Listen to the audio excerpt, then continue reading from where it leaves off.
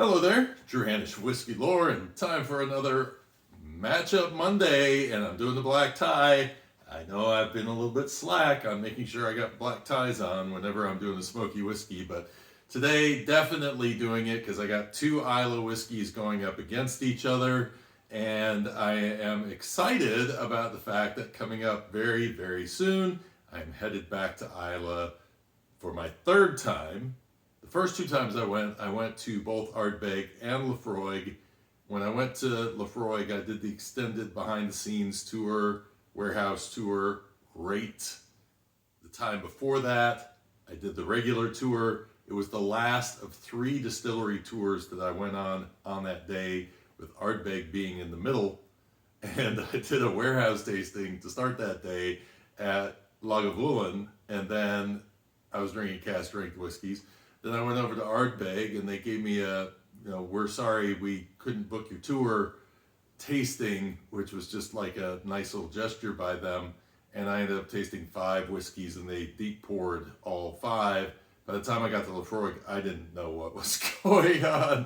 It was a 2-mile walk to get to Laphroaig, and I don't remember a whole lot of it. So just the way it was. But that was a lot of fun. And then the second time I went, I was like, I'm doing the extended warehouse tour at Laphroaig so that I can remember this, and I'm going to start out there. So I got a chance. And what was cool is if you go to Laphroaig, one of 2 things is probably going to happen. One is they have the malting going on because they do have their own malt floors, and they'll be doing that malting, and the smoke's going through, and I got a chance to throw some of the peat on the fire to do that, and so that was really cool. But the other time I visited, they weren't doing that at that time, so you actually got to walk into the room where the actual barley lays and get a chance to see it from that standpoint as well. So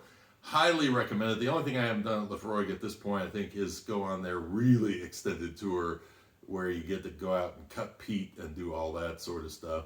I did plant my flag for the Friends of Laphroaig. I'm not too far from now King Charles, and he gets a monument. I just get a little flag, and I know they've been changing that program around, so I don't know if my flag is still there or not, but it's definitely, when I go back, I will definitely go in and collect my rent for because that's what they do. They actually let you once a year to pay you for being a friend of Laphroaig and planting your flag. You actually get some rent, which is a little mini bottle of Laphroaig. I do not turn down Laphroaig.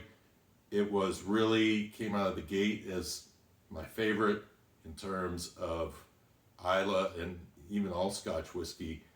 Over time, though, I've tasted so many other whiskeys that it's hard to really push out a favorite. But 2 of the favorites for me are definitely Corryvreckan and Laphroaig Cask Strength. So to put the 2 of those together, which are both Cask Strength whiskeys, this is a challenge to see which one I'm going to enjoy more. And by the way, just for it to help you in terms of your curiosity, the reason why I'm going to Isla, not just going to Isla, I am going to do a fairly good-sized trip because I'm about to start working on my 3rd travel book, the first being Kentucky Bourbon, the second being Irish whiskey, telling you how to do that trail, which is just emerging.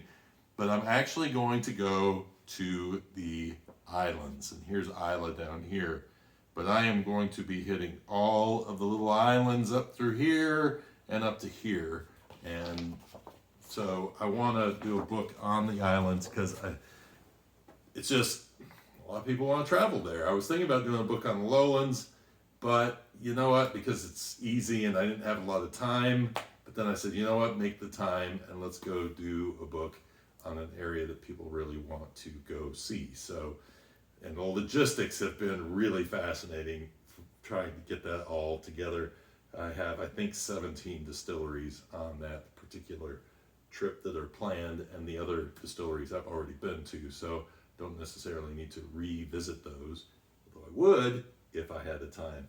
All right, Matchup Monday, I'm doing these 2 different whiskeys, and I am going to start off by doing a tasting of the Ardbeg because, believe it or not, a whiskey that is called Turbulent, when you put your nose to the Laphroaig and you put your nose to this Ardbeg, the Ardbeg is actually not quite as heavy on the nose, which I'm gonna believe is gonna translate to the palate as well. Maybe it does, maybe it doesn't, but it seems like that is where I should start from. So this is 57.1% ABV. I've tasted this before, but when I tasted it, it was my old batch. I have just bought a new bottle. That was kind of cool, actually. When I looked at the little timestamp at the bottom, it says it was from my birthday back in 2020 when this bottle was released. Ah, man.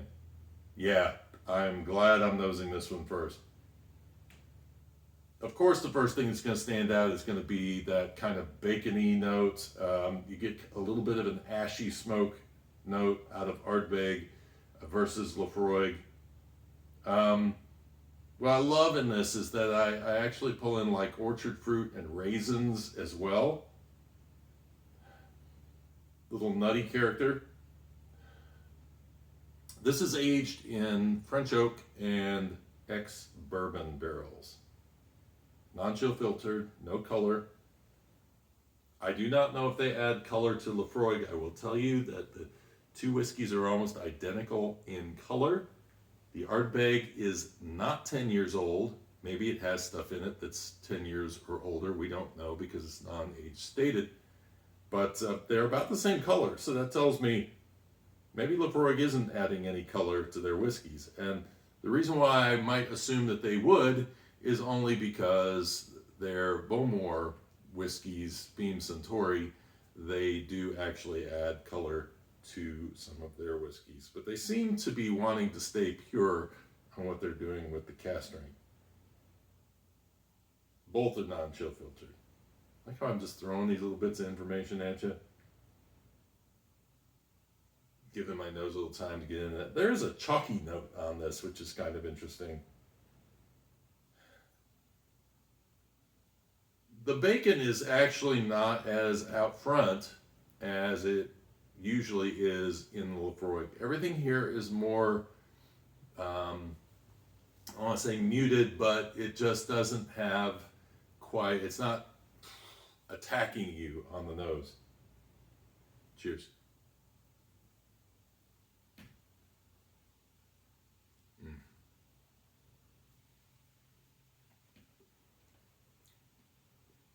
Grain and grape juice. It's really interesting, actually, that I pull those through too. And then all of a sudden it gets earthy. There's a pepperiness that comes in, briny notes coming in, a little bit of a chocolate note, but very grassy and earthy as well. And then a little hint of like an Andes mint there at the very end. Just a little chocolate and that mint lingering on the palate, which is really nice. I sort of feel like this is like a Craig Alecky to me, in that it's one of those whiskeys that's good to just kind of sit with and enjoy, and you're going to get something a little different out of it depending on what your mood is, because there's so much going on in that whiskey that your mood can probably lead you to particular flavors that you might be in the mood for. Or if you're in a bad mood, maybe it's going to lead you to some of the flavors that you're not quite in the mood for. But still, one of my favorite whiskeys. What did Jim Murray say on the side of the box? Said that like this is the greatest distillery in the world or something? Ardbeg. What it says to me is that everybody has a sweet spot. Everybody has something they're looking for in a whiskey. Of the three distilleries that sit side by side, I probably would put, boy, that's tough actually. Laphroaig's my favorite, and then it's fairly close between Lagavulin and Ardbeg. It depends really on the expression that's coming out of there, but to me, Laphroaig has such a personality, and Ardbeg in this particular expression, that ashy smoke that I expect out of an Ardbeg is actually muted, and a lot of the other stuff is taking over, and I think that's part of the reason why I really, really like this whiskey from their lineup. Now, Laphroaig Cask Strength, this is an old bottle. I've had this for a while, so this has had plenty of time to oxidize and do whatever it wants to do. This is March of 19. Actually, if you think about it, since this is 2020, they're not that far off, except I just opened this Corryvreckan fairly recently, whereas the Laphroaig has been open for 2 years at least. So this uses a Maker's Mark barrel for its aging.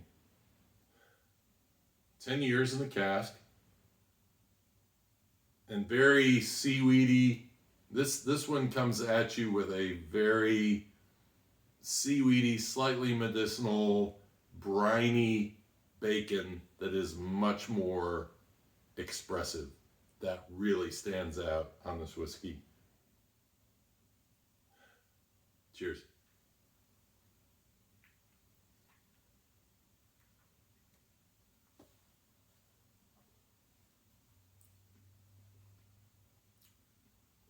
It's surprisingly sweet at points on the palate. There's a caramel note that comes through with grain. Of course, when I taste these whiskeys that we know are smoky whiskeys, I usually tend to look for the things other than the smoke. So just know the smoke is there. Once you get to the end, you get this like toasted caramel note, orchard fruit, dark chocolate, a little bit of licorice. It's much drier on the palate actually than Corryvreckan is. Corryvreckan leaves an interesting amount of light sweetness to it that you don't find in the Laphroaig. Yet the Laphroaig starts out more on the sweet side before it kind of tails off into that very dry finish. It's also not overly peppery. There's some earthy notes to this, but to me, you know, it's interesting to note that that dryness and the smoke is still there, but it's kind of dissipated a bit.